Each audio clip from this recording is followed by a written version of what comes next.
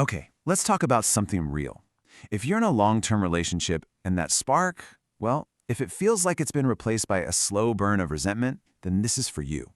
We're going to dive into a powerful blueprint for taking back the reins, for reclaiming your own energy and desire.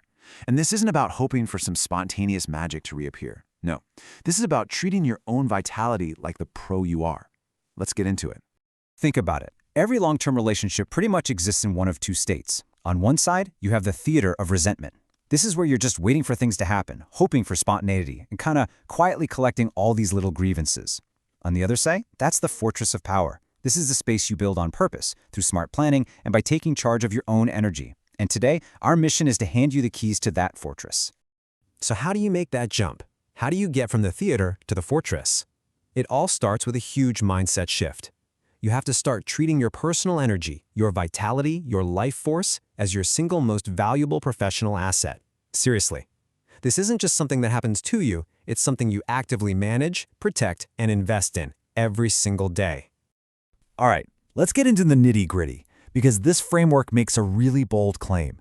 Desire isn't just some random fuzzy feeling. It's a biological luxury that, frankly, only a healthy body can really afford.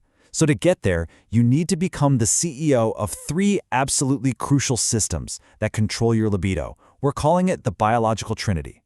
First up is your vascular system. Think of this as the actual plumbing of your body. Healthy blood flow, powered by good food and a healthy heart, is the non-negotiable foundation for physical arousal. If the circulation isn't at its peak, the body literally can't respond the way you want it to. Second, we have the nervous system. And listen, this one is a big deal. Chronic stress is the #1 enemy of desire. I mean it. When your body is stuck in survival mode, flooded with stress from work, kids, life, it actively shuts down your reproductive and sexual energy. Its only priority is survival, not pleasure. It can't do both at once. And that brings us to number 3, the endocrine system. This is basically the software running the whole operation. We're talking hormones, estrogen, testosterone, the things that dictate your fundamental biological drive.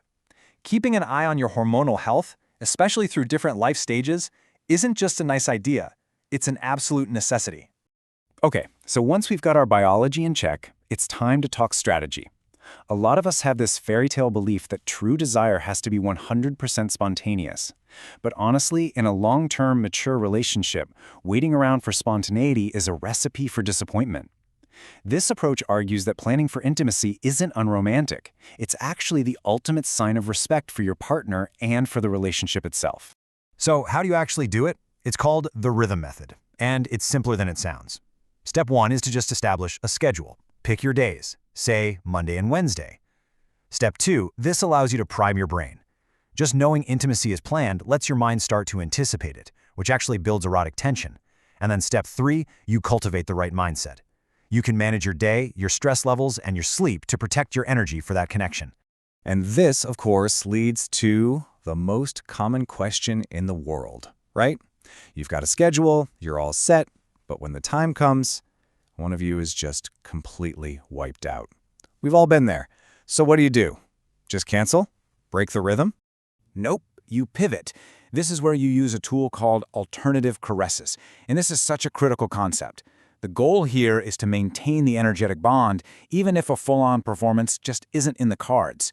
This could be anything from manual or oral techniques to just a shared massage. The point is to keep that connection warm and to honor the commitment you made, making sure that bond never goes cold.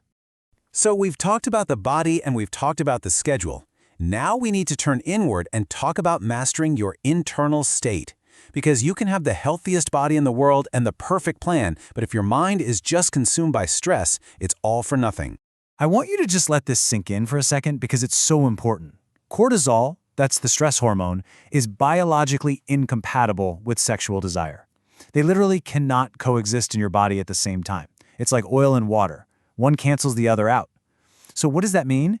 It means managing your stress isn't a nice to have for a healthy sex life. It is a non-negotiable requirement.